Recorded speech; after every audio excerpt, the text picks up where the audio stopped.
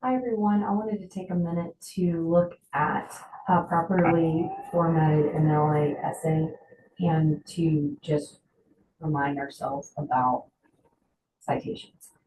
So I'm sharing this page. This is just a sample essay and it's just made up. So don't use the words here for anything. It's just the formatting that we're looking at. So first of all, note on the top left, it's your name, my name, the course, and the date. The date has to be put in day, month, and year, just like this. The entire document, including the works cited, is in double spacing, the entire document. Make sure you go into paragraph and where it has double spacing, you're going to put double, right? It's going to say double, and you're going to click don't add space between paragraphs of the same style, just to be clear. When you look at this sample, you can see that every single spacing is exactly the same all the way throughout the document, minus these parts where they're, have annotations, where they have comments that are instructive, not part of the actual paper. Okay, here's the title. The title, remember, does not have bold, larger font, color, underlining. There is nothing there, just the title. So the entire document is double spaced, 12-point font, Times New Roman, 1-inch margins. You need the heading, that's the MLA formatted heading. You need page numbers that say your last name in the page. You do that by clicking up into the gray area and adding insert page on the right, and then you can type your name in front. There's the title. Again, it's not bigger font, it's not colorful, it's not underlined. There is nothing there except for traditional writing. Then you're going to hit the tab button to indent, and then you will start your essay. The last sentence of paragraph 1 is your thesis statement. You've been working on your thesis statements, you know what they are. The introductory paragraph is going to include background. It's going to give us some clue about why you're writing the essay. You're going to put the thesis statement as the last sentence of the first paragraph. You're going to enter and tab when you create a new paragraph. Each paragraph should start with a strong topic sentence. The body of the paragraph should be evidence supporting your topic sentence. Then you need to conclude the paragraph and transition to the next paragraph. Each paragraph should be about one topic and it should support the topic sentence every single time. The easiest way to do this is to have the first sentence be the topic sentence, give 3 or 4 examples that support the topic sentence, and then have a conclusion. Move to the next paragraph and do the same thing. So the easiest way to do this is have topic, evidence, conclusion every time. I'm reading my notes down here. Let's see, MLA header, we talked about standard MLA format through the entire paper is 12-point font, Times New Roman, 1-inch margins. The title should be in the center. Everything else is left aligned. The body should be indented for every paragraph. You must have in-text citations. And that means every time you quote or paraphrase, you'll include at the end of the sentence a parentheses, the author's last name, if there is one, and a page number, if there is one, with the parentheses, and then the period always follows the last parentheses. Okay, so here's some examples. If you look at this, ends with pigeons and it just has the page number. Well, it only has the page number because they have mentioned Darwin's Origin of the Species. That's where the quote came from. You don't have to write Darwin space 381. You've already identified Darwin as the author of what you're citing. In this example, you didn't cite the author's last name, so you're going to put parentheses, author's last name, space, page numbers, if there are more than one, parentheses, period. In this example, where it says Ragdoll 112, there is no known author, so you put the title of the article in quotation marks and then the page number. In this last example, there is no author and there is no page number, so you're citing the article, quote unquote, dodo, which just is the title of this dodo bird article, which is just funny for the topic of this little sample. Okay, keep on going as examples. Here's another. You had a full quote, quote, man with a tail, quote, space, parentheses, author's last name, space, page number, parentheses, period.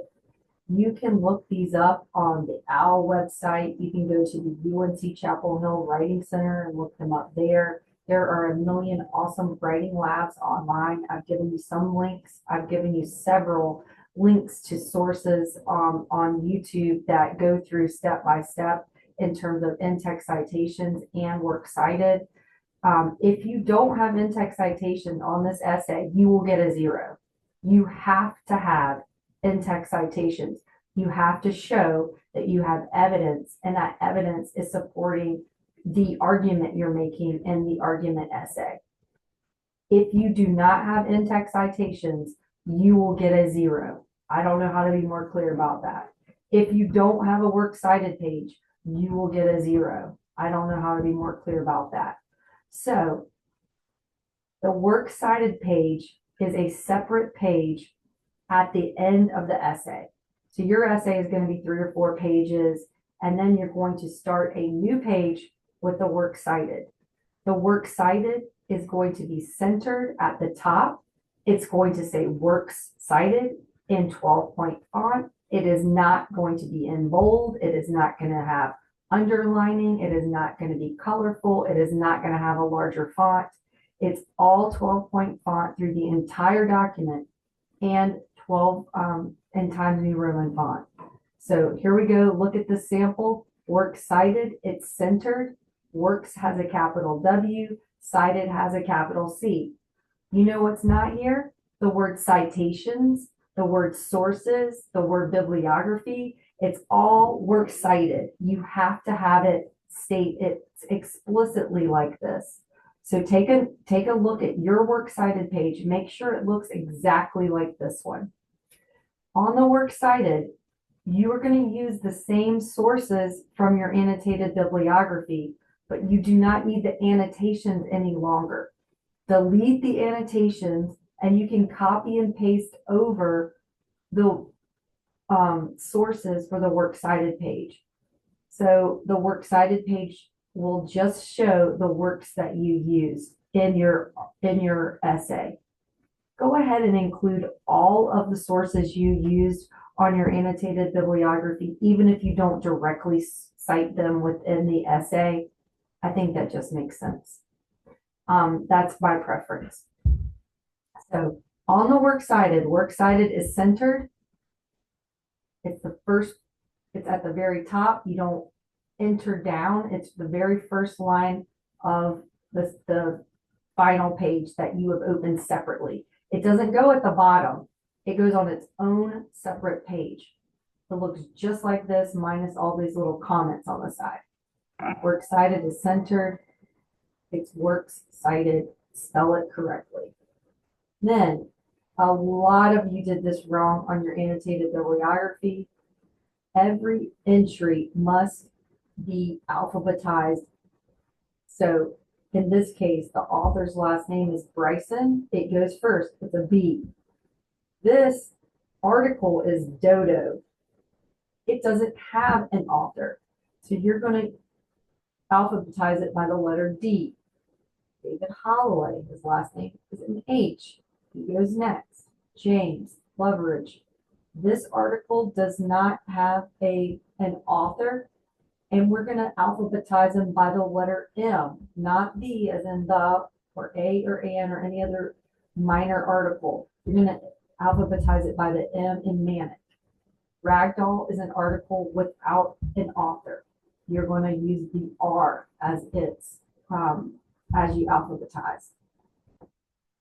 Make sure that when you refer to what you have entered on your works cited page, it corresponds accurately with the quote that you have made in the body of the essay.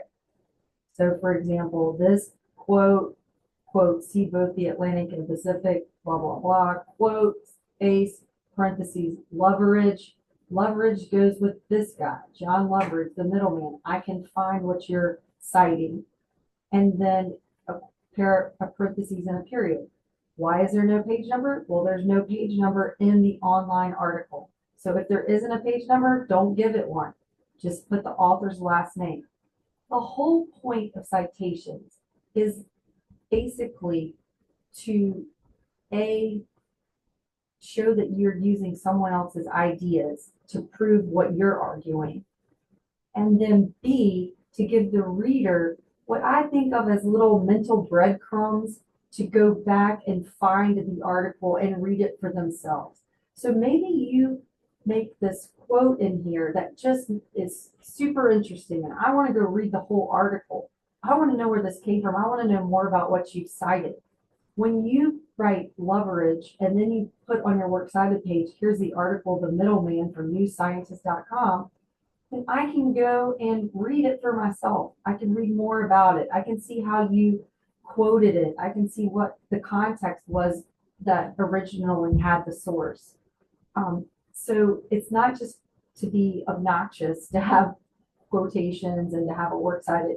It's to show people I'm using someone else's work that's not mine. I'm giving them credit and I'm showing you where I got it. So if you want to go read it, you can do that. Make sure that you format this properly. A lot of times students make errors in formatting. They think the content is more important. The content is important. You do get graded on that, but the formatting has to be done correctly. So notice in-text citations have to be out through the body of your paper, and you have to have a works cited page. Okay, so again, anything you cited in the annotated bibliography, just delete the paragraph summaries and use the citation itself in alphabetical order in the works cited page. If you found additional sources besides the 8, that's fine. Just incorporate them into what you have, but make sure they're alphabetized by the author's last name or by the first word in the entry. Works cited page is the last page. It's on its own page. Oh, here's the last kicker I haven't mentioned yet. Notice, look at this works cited page. Look at my cursor. I'll use yellow here. Right here. Notice this. This is called a hanging indent. If you don't know how to do this, you're going to have to go to YouTube or Google it. You put the author's last name to the margin, right? To the margin. And then to have a hanging indent, you click tab. You're going to tab in and then type the second line. It's a hanging indent. Notice that all of these are like that. See? Anything that's more than one line. This is to the margin. This goes in. This is to the margin. This goes in. It's indented. It's tabbed. If it doesn't go beyond one line, then it doesn't have a second line. That's fine. This one, for example, doesn't have a second line. But all these others that have a second, third, fourth line, every line after the first line has to be a hanging indent. If you have questions, you can always send me a sample and I'll be happy to look at it in advance. We're running out of time for this first essay. So make sure you send it to me with plenty of time to advise you on it if you want me to look at your works cited or your citations. There are so many great websites. Make sure that when you are looking at websites or YouTube videos that you're using MLA 9, the 9th edition, because there are changes in every edition, and MLA 9 is the one that we're using. Again, I've given you links, I've given you videos, I've given you sample essays. This is another sample. It has comments. The other thing I added today was a checklist, an MLA 9 checklist to go through. I think that may help. Make sure you get this right. Ask if you have questions. Don't wing it. You cannot memorize MLA format. Let me show you my MLA. Here's my book. See it right here. Anyway, the MLA format actual book is, hundreds of pages. You can't memorize it. I can't memorize it. I have to go back in and check and make sure you're doing it properly. So check, double check, double check, double check. Okay. Don't make silly errors. Make sure you have 12-point font, Times New Roman, double spacing throughout. Do your date right in the MLA heading. Have page numbers. Have a separate works cited page. Make sure that you don't have those annotations. Make sure it's in alphabetical order by the first word of the entry. I can't think of anything else right this minute. But if you have questions, don't hesitate to ask. Thanks.